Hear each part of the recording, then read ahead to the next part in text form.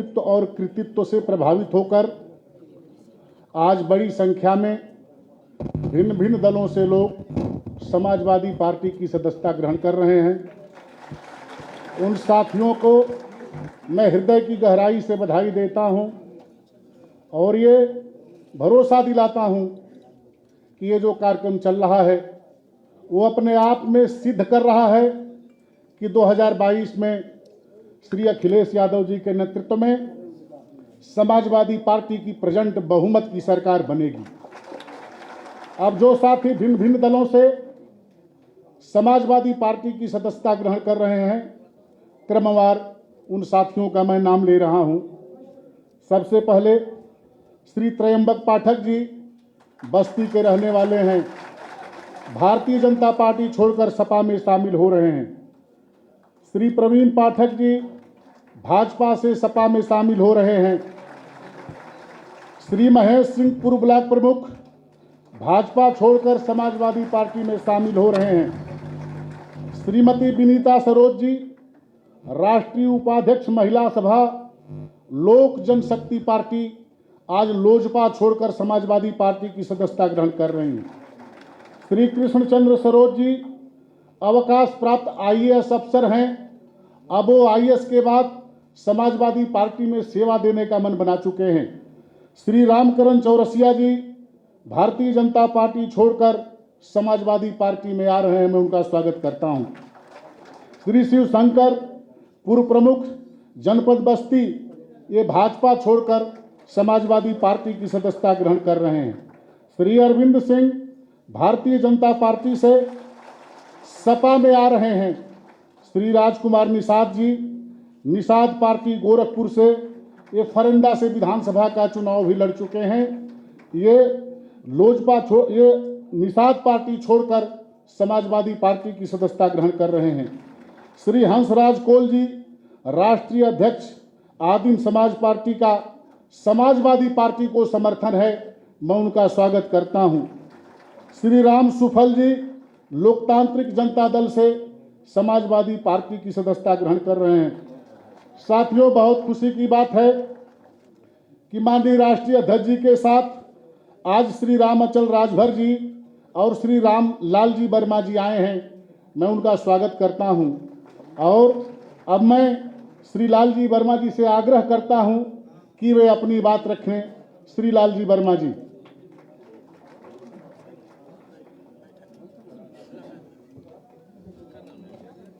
माननीय राष्ट्रीय अध्यक्ष जी, मंच पर बैठे हुए सभी नेतागण तथा पत्रकार बंधुओं, साथियों, मैं 25 साल से बहुजन समाज पार्टी में एक अनुशासित सिपाही की तरह और माननीय श्री रामअचल राजभर जी लगभग 35 साल से एक अनुशासित सिपाही की तरह पार्टी के प्रति निष्ठावान होकर कार्य कर रहे थे और बाबा साहब के सपनों के अनुसार समतामूलक भारत के निर्माण में योगदान करने का काम कर रहे थे।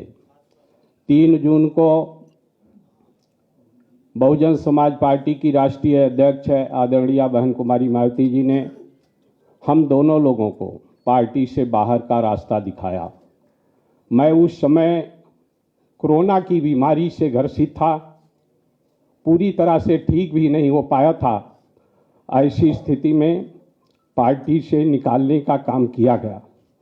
हमने इन 3-4 महीनों में 3 जून से लेकर अब तक क्षेत्र में रहकर पूरे प्रदेश में विभिन्न लोगों से संपर्क करके जानने का प्रयास किया और ये पाया कि भारतीय जनता पार्टी का जो कुशासन है, जिस तरह से भारतीय जनता पार्टी ने प्रदेश में भ्रष्टाचार को बढ़ाने का काम किया है, अपराध बढ़े हैं, किसानों का उत्पीड़न हुआ है, यहाँ तक उनको कारों से कुचलने का भी काम किया जा रहा है। किसान की आमदनी दूनी करने की जगह पर किसान की लागत मूल्य 4 गुना करने का काम भारतीय जनता पार्टी की सरकार ने किया है। दलितों पिछड़ों के आरक्षण के साथ डाका डालने का काम भारतीय जनता पार्टी की सरकार ने किया है और इन परिस्थितियों में मैं ये महसूस किया हम लोगों ने, मैंने और श्री रामचल राजभर जी ने, कि आज भारतीय जनता पार्टी की इस कुशासन का विकल्प और समतामूलक समाज की स्थापना का कोई केंद्र बन सकता है तो समाजवादी पार्टी बन सकती है। इसलिए हम लोगों ने एक फैसला किया है। 7 नवंबर को अंबेडकर नगर जिले में अकबरपुर में भानुमती पीजी कॉलेज के मैदान में एक अपने समर्थकों का और सत्ता परिवर्तन करने वाले, चाहत रखने वाले लोगों का एक सत्ता परिवर्तन जनादेश रैली का आयोजन किया गया है, जिसमें हम और माननीय श्री रामचल राजभर जी अपने तमाम साथियों के साथ, हजारों हजार साथियों के साथ 7 नवंबर को समाजवादी पार्टी के इस अपेक्षा से कि बाबा साहब के सपनों को साकार करने में, चौधरी चरण सिंह के सपनों को साकार करने के लिए, समतामूलक समाज की स्थापना के लिए और जिसकी जितनी संख्या है उसकी उतनी हिस्सेदारी की चाहत के दृष्टि से प्रदेश में एक समावेशी सरकार की स्थापना करने का काम करेगी। इस अपेक्षा के साथ हम लोग वहां पर अपने तमाम समर्थकों के साथ 7 नवंबर को निर्णय समाजवादी पार्टी में शामिल होने का काम करेंगे और उसी का निमंत्रण देने के लिए आज यहाँ पर आए हैं। राष्ट्रीय अध्यक्ष जी उस कार्यक्रम के मुख्य अतिथि होंगे, उनको निमंत्रण देने के लिए हम लोग यहाँ पर आए हैं। ये इस बात की जानकारी मैंने आप सभी लोगों को कराने का काम किया। धन्यवाद। जय भीम। धन्यवाद। साथियों, कुछ नौजवान पार्टी की योजनाओं पर लघु फिल्म एवं गीत बनाए हैं, जिनमें से श्री सिद्धांत यादव जी हैं। मैं उनसे आग्रह करता हूं कि वे आएं और अपनी गीत प्रस्तुत करें। श्री सिद्धांत यादव जी, हाँ, 1 मिनट में अपनी गीत प्रस्तुत करें। श्री सिद्धांत यादव।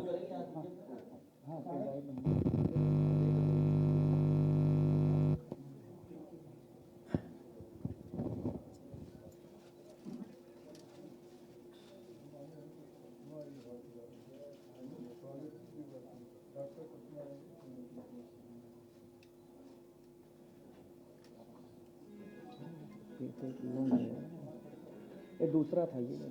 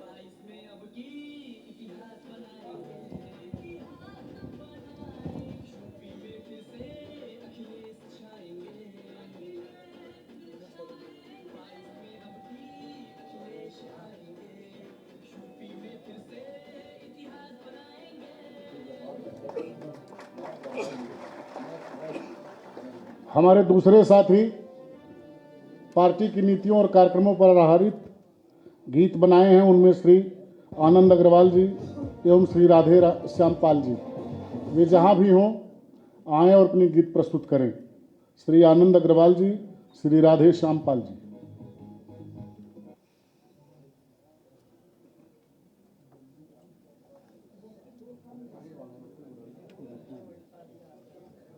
जल्दी हो।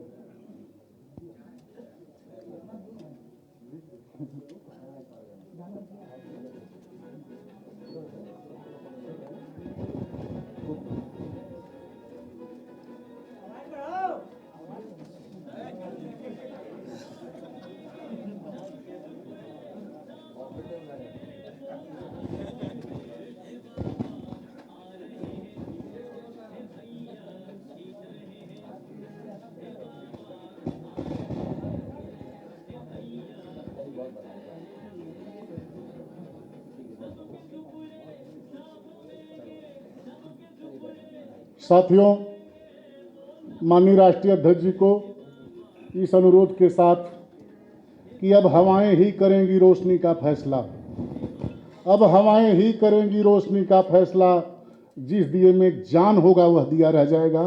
माननीय राष्ट्रीय अध्यक्ष जी।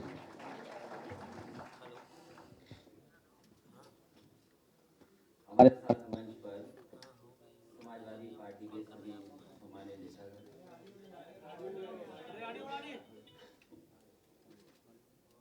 हमारे साथ मंच पर सभी समाजवादी पार्टी के सम्मानित नेतागण, आज बहुत ही खुशी का वक्त है। बड़ी संख्या में समाजवादी पार्टी में शामिल होने वाले नेता हैं, बड़ी संख्या में लोग आए हैं और लगातार समाजवादी पार्टी में शामिल होने वाले लोगों की संख्या बढ़ती चली जा रही है। जैसे जैसे चुनाव करीब आ रहा है, हमारी पार्टी के तमाम नेता कार्यकर्ता प्रयास कर रहे हैं ज़्यादा से ज़्यादा लोग समाजवादी पार्टी से जुड़ें। उसी कड़ी में मैं सबसे पहले पूर्व ब्लॉक प्रमुख बस्ती महेश सिंह जी का धन्यवाद देता हूं, बधाई देता हूं।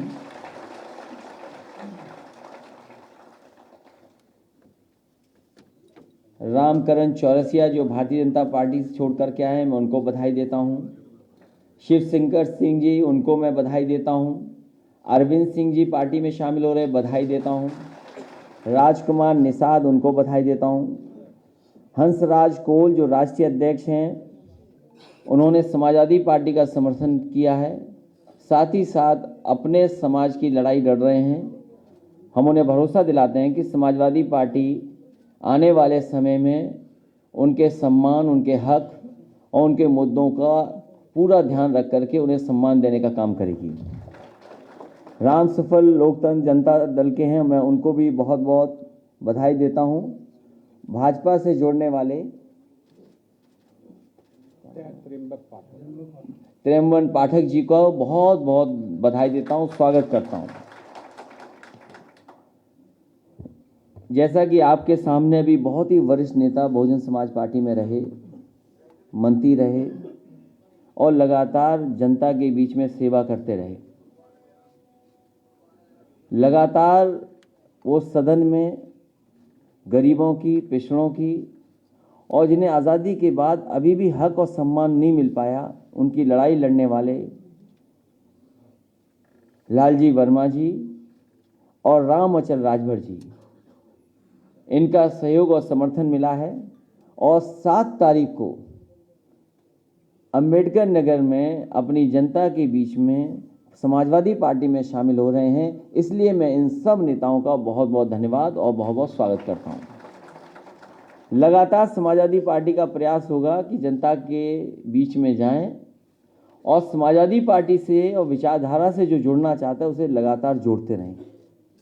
समाजवादी पार्टी जहां डॉक्टर राम मनोहर लोहिया के सिद्धांतों पर चल रही है, वहीं डॉक्टर भीमराव अम्बेडकर जी का भी सिद्धांत को अपनाते हुए इन दोनों महान लोगों को और उनके विचारों को साथ लेकर के लगातार समाजवादी पार्टी जनता को एक नई दिशा में ले जा करके और उत्तर प्रदेश को कैसे विकास के रास्ते पे ले जाए, उसके लिए लगातार समाजवादी पार्टी प्रयास करती रहेगी। मुझे खुशी है इस बात की कि प्रदेश की जनता समाजवादी पार्टी की तरफ देख रही है और जिस तरीके से महंगाई बढ़ी है, जिस तरीके से बेरोजगारी बढ़ी है और जिस तरीके से सपने दिखाए गए और आज 4.5 साल से ज़्यादा समय हो गया है, जो घोषणा पत्र जनता के बीच में रखा था वो अभी भी पूरा नहीं हुआ है। आज जब धान की फसल खड़ी है खेतों में, पूरे उत्तर प्रदेश के किसान को किसी को भी धान की कीमत नहीं मिल रही है। ये वही भारतीय जनता पार्टी की सरकार है जो किसानों को भरोसा दिला रही थी कि सरकार बन जाएगी, भारतीय जनता पार्टी के सरकार में उनकी आय दोगुनी हो जाएगी। आज वही किसान जानना चाहता है क्या धान की उसे कीमत मिल पाएगी कि नहीं मिल पाएगी, और मजबूरी में किसान को अपना धान जलाना पड़ रहा है, कोई पूछने वाला नहीं किसान को। और इधर जो बारिश आई जिसकी वजह से बड़े पैमाने पे फसलों का नुकसान हुआ, आलू का नुकसान हो गया, धान का नुकसान हो गया, और खेतों में जो फसलें थी उनका नुकसान हुआ। भारतीय जनता पार्टी की सरकार उन किसानों की मदद करने के लिए आगे नहीं आ रही, और एक भी किसान की अभी तक मदद नहीं की गई। कई किसानों का पूरी की पूरी फसल चौपट हो गई। इन किसानों की आय दोगुनी होना तो दूर, लेकिन जिस तरीके से महंगाई बढ़ी है, डीजल, पेट्रोल, जरूरत की चीजों के पेस्टिसाइड, इंसेक्टिसाइड, ये सरकार उसके लिए कुछ नहीं कर रही, और सरकार के पास कोई जवाब ही नहीं है। भारतीय जनता पार्टी के बड़े से बड़े नेताओं के भाषण सुने तो उन्हें लगता है कि महंगाई है ही नहीं, डीजल पेट्रोल की महंगाई नहीं है। कभी वही भारतीय जनता पार्टी जो डॉलर की कीमत के लिए कहती थी कि डॉलर की कीमत कहां जा रही है, रुपया कहां गिरता जा रहा है, आज भारतीय जनता पार्टी बताए कि डॉलर की कीमत क्या होगी रुपए के सामने। जिस तरीके से पेट्रोल 100 के पार है, उसी तरह यूके का पाउंड भी 100 के पार चला गया। जो लोग आय दोगुनी कर रहे थे उन्होंने महंगाई दोगुनी कर दी। बड़े बड़े आयोजन हुए थे लखनऊ में, चाहे वो डिफेंस का हो आयोजन हो और चाहे इन्वेस्टमेंट मीट रही हो। आज उत्तर प्रदेश की जनता जानना चाहती है, और खासकर नौजवान जानना चाहते हैं कि उन इन्वेस्टमेंट के बहाने कितनी नौकरी और कितने को रोजगार मिला है। बड़ी बड़ी संस्थाएं जो बाबा भीमराव अंबेडकर जी ने हक और सम्मान देने के लिए रास्ता खोला था, जब सरकारी कंपनियां खत्म हो जाएंगी, सरकारी नौकरियां नहीं होंगी, तो आखिरकार वो हक और सम्मान कहां मिलेगा। भारतीय जनता पार्टी लगातार चीजों को बेच रही है। एयरपोर्ट दिखाई दे जाएगा तो एयरपोर्ट बिक जाएगा, हवाई जहाज दिखाई देगा तो हवाई जहाज बेच दिए, पोर्ट बेच दिए, रेलवे स्टेशन की जमीनें बेच दी, ट्रेनें बिकने जा रही हैं। और फिर जो जो सपने दिखाए थे नौकरी के, रोजगार के, महंगाई कम करने के, इन्वेस्टमेंट के, वो आखिरकार कहां हैं। ये भारतीय जनता पार्टी कपट, धोखे, छल के दलदल में खिला रहे हैं झूठ का फूल। भारतीय जनता पार्टी ने 4.5 साल में कपट से, धोखे, छल के साथ साथ दलदल में खिलाया है झूठ का फूल। और कितना भ्रष्टाचार है। मंत्री मंत्री पे आरोप लगा रहे हैं, अधिकारी अधिकारी पे आरोप लगा रहे हैं। पहली बार ऐसा हुआ होगा कि एक अधिकारी दूसरे अधिकारी पर आरोप लगा रहा हो कि यह भ्रष्टाचार हो रहा है, बेईमानी हो रही है। एक मंत्री दूसरे मंत्री पर आरोप लगा रहा हो, उप मुख्यमंत्री मुख्यमंत्री पर आरोप लगा रहा हो। ये कहां हो रहा था। इसे झूठ के फूल का समय खत्म हो गया है। और साइकिल से तो इसलिए आपत्ति है, इसलिए परेशानी है कि ना साइकिल पे डीजल चलता है ना पेट्रोल चलता है। तो जो डीजल पेट्रोल समाजवादी लोग साइकिल चलाएंगे तो नहीं लेंगे, तो मुनाफा किसको मिलेगा। समाजवादी पार्टी और मैंने कई बार पूछा है इसी मौके पर यहीं पर कि जो डीजल पेट्रोल है उसका आखिरकार मुनाफा कहां जा रहा है। जब अंतर्राष्ट्रीय बाजार में क्रूड ऑयल कम था तब भी जनता से वसूल रहे थे पैसा, तब भी मुनाफा वसूला जा रहा था और आज भी वसूला जा रहा है। डीजल पेट्रोल की महंगाई देख लें, और जिस समय डीजल पेट्रोल की महंगाई होती है हर जरूरत की चीज महंगी हो जाती है। सुबह से लेकर के शाम तक जो खाना खरीदते हैं, सब्जी खरीदते हैं, वो सब महंगा है। आज सरसों का तेल कहां पहुंच गया। सरसों के तेल के कीमत क्या है आज, उसके लिए जिम्मेदार कौन है। भारत सरकार से पूछा गया कि आखिरकार ये सस्ता क्यों नहीं है, कड़वा तेल सस्ता क्यों नहीं है, तो भारत सरकार में मंत्री कहते हैं कि सरसों के तेल में मिलावट नहीं हो पा रही इसलिए महंगा नहीं है। और जो आज अगर मीटिंग हो भी रहेगी तो हो सकता है सरसों के तेल की कीमत को गिराने के लिए मिलावट बढ़ा दे बीजेपी, कि सरसों के तेल में मिलावट हो, शुद्ध सरसों का तेल भी जनता को ना मिले, इसकी तैयारी भारतीय जनता पार्टी कर रही है। तो आज महंगाई है, बेरोजगारी है और लगातार लोगों के साथ अन्याय हुआ है। इतना अन्याय, इतना उत्पीड़न कभी नहीं हुआ होगा जितना भारतीय जनता पार्टी की सरकार में हुआ है। इसलिए झूठ के फूल खिलाए जा रहे हैं और झूठ के फूल खिलाएंगे ये लोग। जनता इस बार सावधान है और मुझे खुशी है जिस तरीके का समर्थन सहयोग मिल रहा है, जिस तरीके से दूसरे दलों के लोग आ रहे हैं, मुझे पूरा भरोसा है कि आने वाले समय में हो सकता है उत्तर प्रदेश की जनता 400 से ज्यादा सीटें जिता करके अगली सरकार बना दे।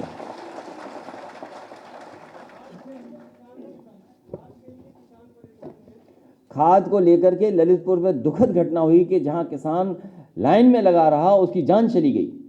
इस सरकार ने खाद खरीदने की कोई तैयारी नहीं की। जहां उत्तर प्रदेश सरकार, जो डबल इंजन की सरकार दिल्ली वाली सहयोग कर रही है, आखिरकार क्या वजह है कि किसान को डीएपी, किसान को खाद जब उसको जरूरत है तब नहीं मिल पा रहा है। और सरकार आखिर क्या क्या कर रही है? डीजल पेट्रोल महंगा कर दिया, खाद महंगी कर दी, डीएपी महंगी कर दी और खाद की बोरी से भी चोरी कर ली।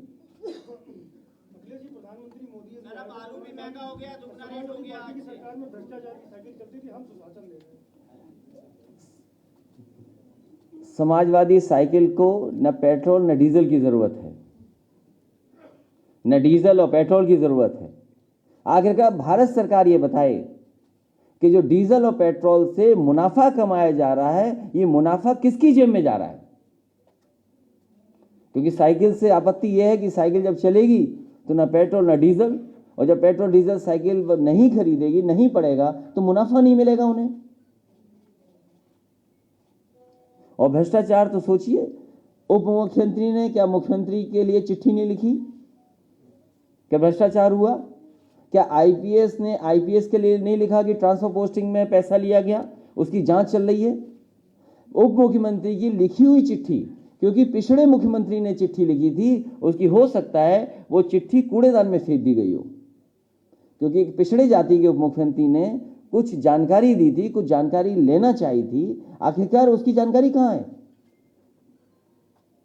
तो सोचो, उप मुख्यमंत्री ने मुख्यमंत्री पर आरोप लगाए हों, वो चिट्ठी कहां है? आपको सार्वजनिक करनी चाहिए चिट्ठी। अगर ये सवाल आप पूछ रहे हो तो जिम्मेदारी आपकी भी बनती है कि वो मुख्यमंत्री की चिट्ठी मुख्यमंत्री के लिए लिखी गई, वो दिखाएं कहां है।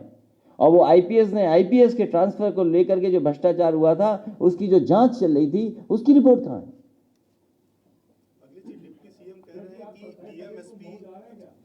मैं मऊ जा रहा हूं। सवाल इस पर एक ये है कि ओम प्रकाश राजभर कह रहे हैं उन्होंने 2 हेलीकॉप्टर बुक किया है, एक आप आएंगे, एक से वो आएंगे, तीसरा भी हेलीकॉप्टर। सवाल हेलीकॉप्टर का नहीं है, सवाल ये है कि ओम प्रकाश राजभर जी का दल और हमारे लालजी वर्मा जी, रामचंद्र राजभर जी, निधि सरोज जी और इधर हमारे रामप्रसाद चौधरी जी, त्रिभुवन दत्त जी और राममूर्ति वर्मा जी सब एक मंच पे बैठे हैं और पीछे देखो कितने बड़ी संख्या में लोग बैठे हैं। तीसरा साथी भी आएगा क्या? अब जब नेता जाते हैं तो हेलीकॉप्टर में सीट कितनी होती हैं?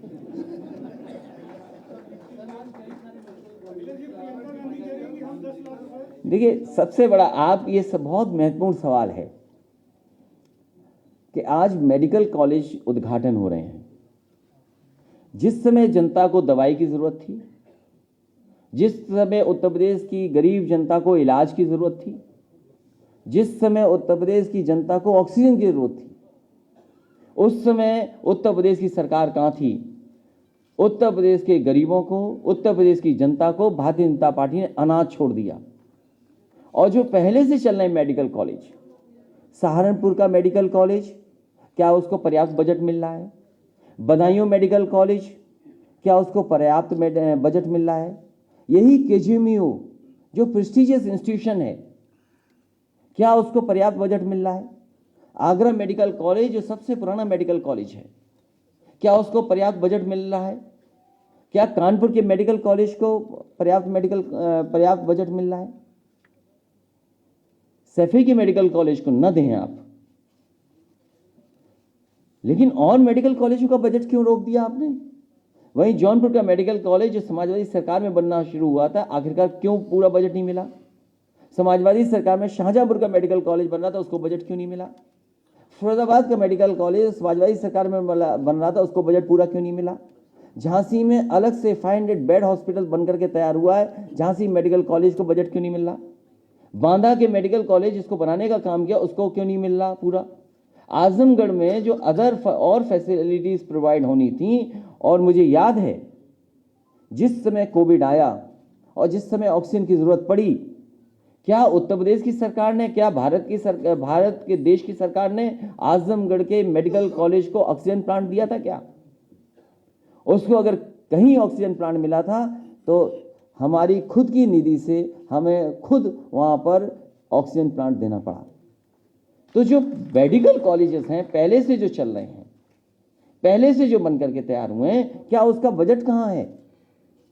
ये केवल झूठ के फूल हैं और कुछ नहीं है। और भारतीय जनता पार्टी के उनके अपने सबसे बड़े नेता, जिस पत्रकार साथी ने यह सवाल पूछा है, मैं उस पत्रकार साथी से निवेदन करूंगा कि यहीं लखनऊ में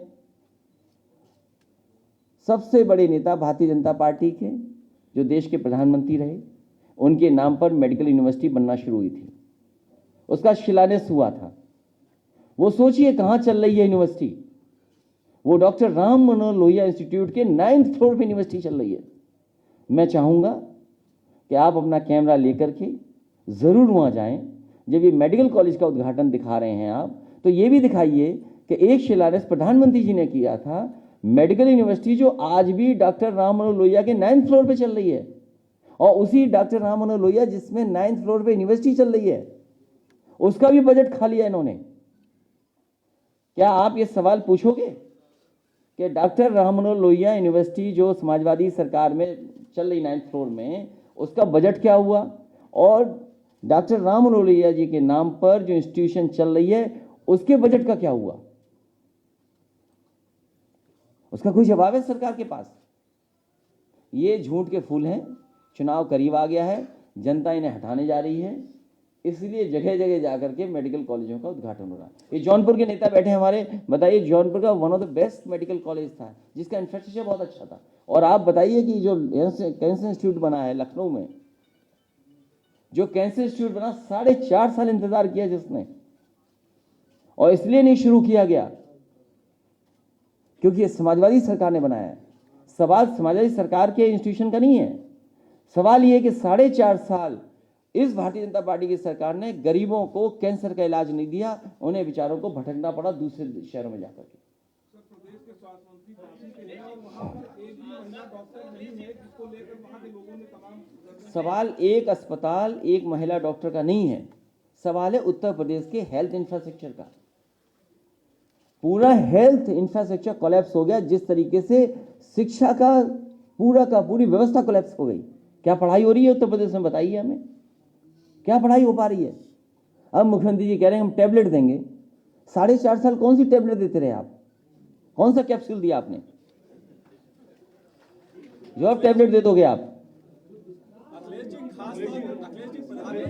प्रधानमंत्री ने खास तौर पर कहा है कि पूर्वांचल की उपेक्षा की गई। देखिए, अधिकारियों को सबसे पहले पता लग जाता है सरकार किसकी बनने जा रही है।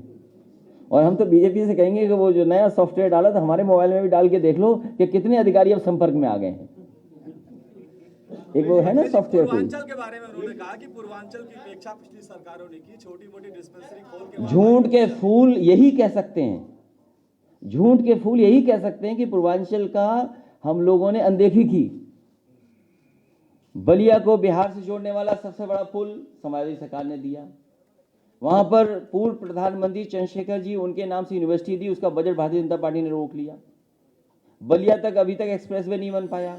जो एक्सप्रेसवे, जिस एक्सप्रेसवे का अलाइनमेंट, जिस एक्सप्रेसवे को देने का काम समाजवादी सरकार में हुआ, जिसका नाम था समाजवादी पूर्वांचल एक्सप्रेसवे, वो समाजवादी सरकार ने दिया है। उसका शिलान्यास विधानसभा के सामने हुआ, लैंड एक्विजिशन हुई और आम सहमति हुई सरकार जमीन लेने को लेकर के। इस सरकार ने कुछ नहीं किया। जो मीडियन होता है सड़क का, जो सड़क का मीडियन था, जो इंडियन रोड कांग्रेस के स्टैंडर्ड से 12 मीटर होना चाहिए, 14 मीटर, केवल सड़क को बुरा बनाने के लिए, सड़क की क्वालिटी गिराने के लिए स्टैंडर्ड्स को कट डाउन किया, जो पैरामीटर्स थे उनको नीचे गिराया, और ये दिखाने के लिए कॉस्ट कम हो जाए उस सड़क को बना रहे हैं, जिसकी राइडिंग क्वालिटी बहुत खराब है इस समय। समझ में आया नहीं समझ में आया? अलाइनमेंट हमारी सरकार का, मीडियन मीन्स डिवाइडर, कॉस्ट कम करने के लिए 12 मीटर का डिवाइडर था, 12 मीटर का मीडियन था, वो छोटा कर दिया। और कहीं भी भारतीय जनता पार्टी ने वो काम नहीं किया जो सबसे प्रिय काम है उनका। सबसे प्रिय काम भारतीय जनता पार्टी का है शौचालय बनाना, और वो शौचालय बनाना जिसे पानी नहीं है। बताओ, समाजवादी पूर्वांचल एक्सप्रेसवे के किनारे शौचालय कहाँ बनाए इन्होंने? मंडी नहीं बनाई। और हो सकता है, मैं आज कह रहा हूं आपसे, पंजाब के चुनाव देखते हुए, उत्तर प्रदेश के चुनाव देखते हुए, हो सकता है किसानों के कानून रद्द कर दी जाए तीनों, और फिर चुनाव के बाद नए कानून फिर आ जाएंगे। क्योंकि जिन्होंने साइलोज बना लिए, जिन्होंने प्राइवेट लोगों ने इंफ्रास्ट्रक्चर क्रिएट कर लिया है, क्योंकि ये सरकार उद्योगपतियों, बड़े लोगों की मदद कर रही है। ये जो कुशीनगर का एयरपोर्ट है, ये समाजवादी सरकार का देन है। हमें दुख इस बात का है कि किसी अखबार ने नहीं लिखा कि बजट किस सरकार ने दिया गया। मुझे दुख इस बात का है कि किसी पत्रकार साथी ने किसी अखबार में ये नहीं लिख के आया कि 260 करोड़ बजट या सैंक्शन किस सरकार ने किया। तो आप भी सोचो। और ये वो एयरपोर्ट इसलिए देखने गए, हम और आप भी अगर कोई मकान लें, घर बेचें, तो देखने जाते हैं। वो उद्घाटन नहीं था। वो गलत फहमी मत रहिए आप। कोई जमीन जब खरीदते हैं लोग तो उसको देखते हैं पहले। तो ये बीजेपी वाले देख आए हैं, हो सकता है उस एयरपोर्ट को भी बेच दें।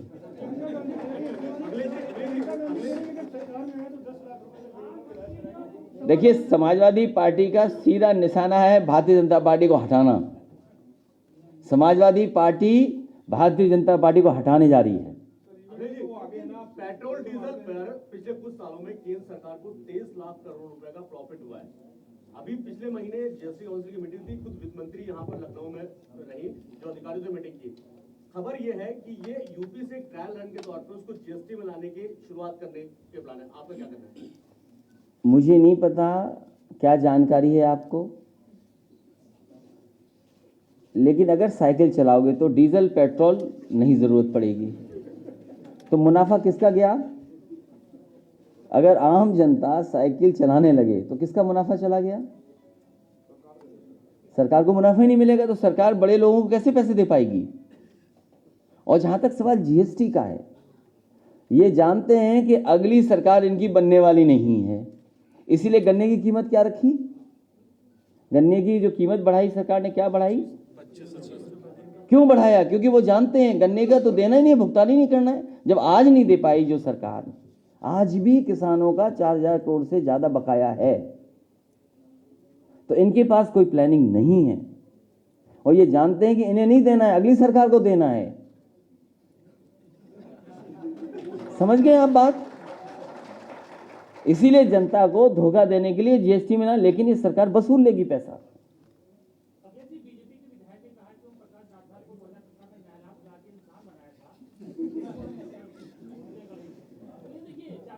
जिस दरवाजे से ये लोग आए थे, बीजेपी के लोग, उसी दरवाजे को वो राजभर जी बंद कर दे रहे हैं।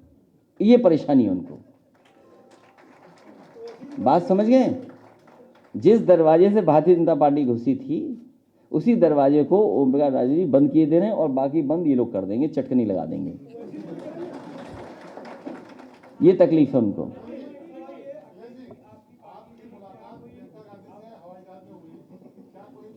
आपको क्या आपत्ति है? ये गलती हमारी है कि हम मास्क लगा करके और दूरी बना के रहें, न किसी को कोई पहचान पाए, न कोई किसी से मिले। ये कोई सवाल है आपका? बताओ। ये गलती अगली बार से मास्क लगा करके और दूरी रखेंगे। और अभी मैं इतना बुजुर्ग नहीं हुआ हूं कि मैं सुनाई ना दे मुझे कुछ, इसलिए उस बहस में मैं नहीं फंसना चाहता हूं।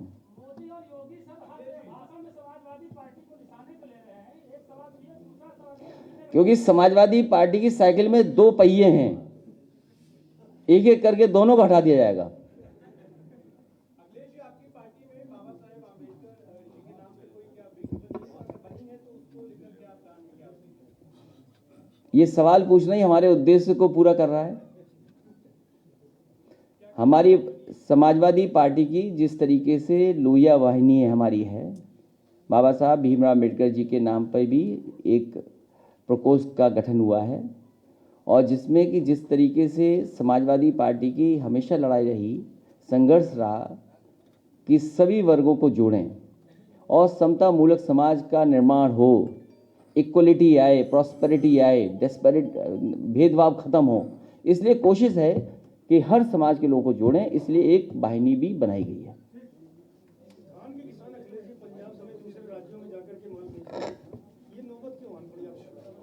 सवाल यह है कि उत्तर प्रदेश की सरकार को जब धान खरीदना है तो धान नहीं खरीद रही, जिस समय खाद उपलब्ध करानी है किसानों को तो खाद नहीं दे पा रही है, डीएपी है नहीं, डीजल पेट्रोल महंगा कर दिया, बिजली का बिल महंगा कर दिया, नौजवानों के हाथ में नौकरी रोजगार नहीं है। इसीलिए भाषणों में आप झूठ के फूल खिलते हुए नजर आएंगे आपको। अखिलेश जी, यूपी एग्रो एक कृषि विभाग के अंदर एक विभाग है उत्तर प्रदेश में, महीनों से वहां के कर्मचारियों को वेतन नहीं मिला। भाजपा रही और कुछ महीने तो किसी को वेतन नहीं मिलेगा। कई विधायकों ने बिना मांगे आपको समर्थन दिया, क्रॉस वोटिंग की, हालांकि ये बात नहीं मान रहे थे बीजेपी के लोग। आज हम और आप लोग, अक्टूबर खत्म हो गया है, नवंबर, दिसंबर, जनवरी में तारीख आ जाएंगी, वोटर लिस्ट नई छपने वाली है। सब विधायक, पूरे उत्तर प्रदेश की जनता इंतजार कर रही है नई सरकार का। इसलिए लक्ष्य है कि उत्तर प्रदेश में नई सरकार बने, भारतीय जनता पार्टी हटे, इसका सफाया हो। समाजवादी पार्टी का मैनिफेस्टो आ रहा है, उसमें समाजवादी पार्टी के क्रेडिबिलिटी ये तो है, पॉलिटिकल क्रेडिबिलिटी कम से कम ये तो है कि जो समाजवादी पार्टी कहती है वो करके दिखाती है, और कई ऐसे काम भी करती है जो हमारे घोषणा पत्र में नहीं होते हैं। उदाहरण के लिए लखनऊ की मेट्रो है, अगर ये समाजवादी पार्टी के घोषणा पत्र में नहीं थी, लेकिन जरूरत समझा कि एक शहर को, बड़े शहर को एक पब्लिक ट्रांसपोर्ट दिया जाए, अच्छा पब्लिक ट्रांसपोर्ट दिया जाए, सेफ पब्लिक ट्रांसपोर्ट दिया जाए, वो दे करके दिखाया। और सोचिए, एक केवल सेक्शन में चली है तो क्या 4000 से ज़्यादा इंजीनियर या उसके आसपास नौकरी मिली कि नहीं मिली? यही आपका SCL जो बगल में खुला है, उसमें जो टारगेट है, अभी 4000 से ज़्यादा डायरेक्ट इनडायरेक्ट नौकरियां मिली कि नहीं मिली? जो बाबा मुख्यमंत्री जी हैं, सैमसंग के बारे में क्या जाने, वो क्या जाने सैमसंग के बारे में? और क्या कहते हैं, सैमसंग वो लेके आए हैं। सैमसंग को लाने का काम, उसका एक्सटेंशन होने का काम, मुझे अच्छी तरह याद है कि सैमसंग का प्लांट तमिलनाडु जा रहा था। उस समय वहां की मुख्यमंत्री जयललिता जी थी, कुछ सहूलियत दे रही थी वो सरकार। उस समय जो सैमसंग के अधिकारी आए, मैंने उनसे कहा कि हम उनसे बेहतर आपको सहूलियत देंगे, ये सरकार आपके साथ खड़ी होगी। और उसका परिणाम ये है कि सैमसंग का एक्सपेंशन प्लांट लगा नोएडा में। सोचो क्या नौकरी मिली होंगी वहां पर। 3 मैंने उदाहरण दिए आपको। तो समाजवादी पार्टी कम से कम उत्तर प्रदेश को वर्ल्ड क्लास बेस्ट इंफ्रास्ट्रक्चर दिया है। बेस्ट इंफ्रास्ट्रक्चर है उत्तर प्रदेश के पास, जो समाजवादी सरकार की देन है। ये जो आपके एक्सप्रेसवेज हैं जो डिफाइन हो रहे हैं आज, ये एक्सप्रेसवे हैं जो समाजवादी पार्टी ने दिए, और इतने बड़े दिए। 341 जहां तक समाजवादी पार्टी ने लैंड एक्विजिशन किया गाजीपुर में, वहां से 1 मीटर आगे लैंड एक्विजिशन नहीं किया बहुजन समाज पार्टी, वो ये सरकार ने, भारतीय जनता पार्टी ने। क्या कल्पना कर सकते हो आप? वर्ल्ड क्लास का देना चाहते हैं, और अब चुपचाप अकेले में वो प्रैक्टिस हो रही है। 3x660 super critical thermal plant अकेले में प्रैक्टिस हो रही है। सोचिए बोलने की, जब सरकार चली जाएगी तब। अखिलेश जी, वो पत्रकारों का जो जन्मदिन है उसकी घोषणा करती मैं सभी ये सवाल केवल यहाँ पूछते हो कि दूसरी उसमें प्रेस में भी करते हो? वहां बैन हो गए आप? पार्टी कार्यालय लगा है, लिखा है आ रहा हूँ मैं, आपकी तस्वीर है, काउंटडाउन वॉच चल रही है, 143 दिन, इतने घंटे, इतने मिनट। ये आप ध्यान से नहीं देख पाए, उसका मतलब कोई रिसर्च वर्क नहीं करते हो आप। कर लिया रिसर्च किया है। ये पुराने पत्रकार साथी हैं, ये जानते होंगे कि जिस समय समाजवादी पार्टी एक्सप्रेसवे बना रही थी तो इसी तरह अधिकारियों की ऑफिस में काउंटडाउन की घड़ी लगा दी गई थी। इसी तरह जब मेट्रो बन रही थी तब भी इससे घड़ी लगा दी थी। समझ लो, दो तो उदाहरण हम लोगों ने पेश किए हैं कि रिकॉर्ड टाइम में चीज़ें बनाई हैं। इसलिए घड़ी भी जिसने लगाई उसको बधाई देता हूँ, वो जानता है कि सरकार आ रही है।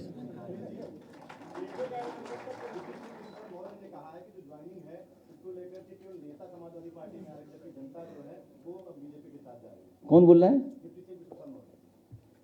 कौन डिप्टी सीएम? अभी उनका नहीं सुना, कोई सुन नहीं रहा, लेखपाल भी नहीं सुन रहा उनकी बात। वीडियो में वो अधिकारियों को धमकी देते नहीं, वो इसीलिए ये लेखपाल भी नहीं सुन रहा उनकी अब तो।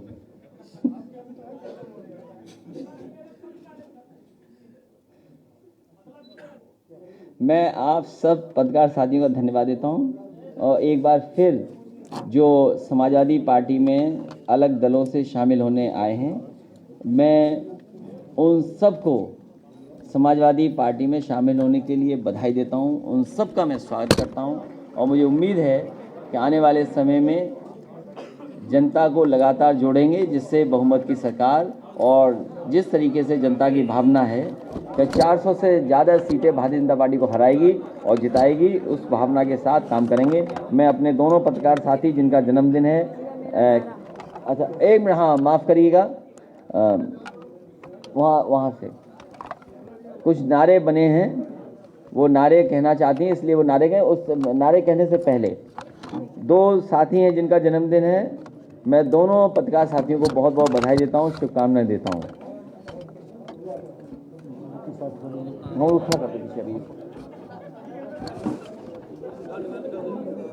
साथी और हैं जो क्योंकि आने में देर हो गई उनको, मैं चाहूँगा कि नाम आप बाद में पढ़ देना अरविंद जी, वो भी पार्टी में शामिल होंगे भी।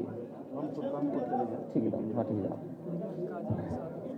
नमस्कार सभी को, मैं काजल निषाद, राष्ट्रीय अध्यक्ष जी, पूर्व मुख्यमंत्री जी, भावी मुख्यमंत्री जी और भावी प्रधानमंत्री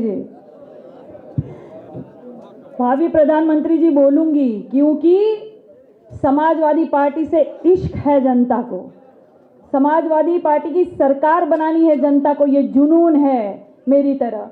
तो ये जितने भी कार्य हुए हैं भाजपा में, जो अत्याचार के कार्य हुए हैं जनता पर, तो अब जनता को तय करना पड़ेगा, जनता को निर्णय करना पड़ेगा कि अब जनता ताली थाली गाजा बाजा वाली सरकार चाहती है कि सड़क से संसद तक की लड़ाई लड़ने वाली समाजवादी पार्टी की सरकार चाहती है।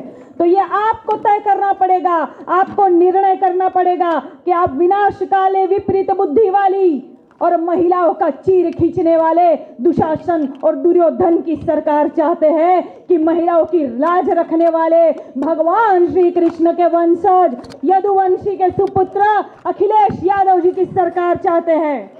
जय समाजवाद। और आप सबको मेरे साथ साथ देना पड़ेगा और बोलना पड़ेगा कि नहीं चाहिए भाजपा। यही नारा आज का खाकर नहीं आए का, हम भी तो चाय पीकर आए हैं।